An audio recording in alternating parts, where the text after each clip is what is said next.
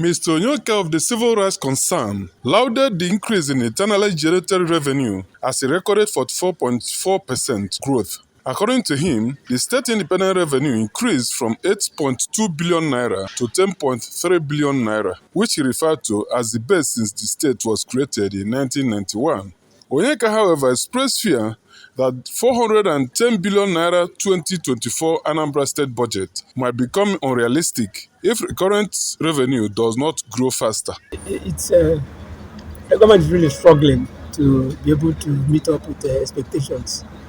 Having projected about 34 billion naira on loans and about 249 billion naira on internal generated revenue, that's what they call independent revenue. It means that he knows ab initio from the beginning that he may not really realize the entire revenue to implement the budget size of 410 billion naira.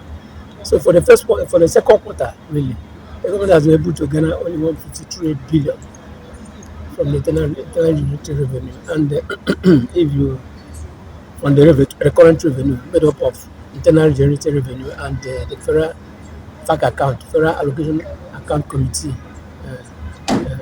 transfers. On the total projected capital expenditure of 313.9 billion naira, Onyeka said Civil Rights Concern noticed that implementation within the 2 quarters is 66.7 billion naira, which is 21.3%. He said even if the state is able to achieve the same percentage within the remaining 2 quarters, he could at best do 50%, rating that as barely a pass mark. Civil Rights Concern says unless Soludo takes the loan already provided for in the budget, it will have to further prioritize its spendings to achieve key development results. The group remarked that government has so far prioritized road infrastructure, housing and health, with education ranking the seventh. He, however, believed education will take a pride of place when spendings under the Universal Basic Education are captured for review. So far, I think that's the best so far the state has been able to generate since the creation. Government has never generated that level of revenue from the current account, and although we say nominally, that's the case. If you discount it, it might be less.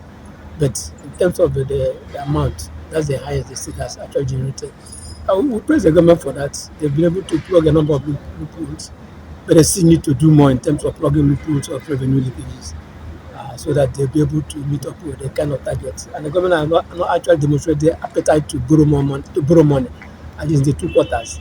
It's still hoping that maybe some miracle will happen and to be able to get more money to fund its budget.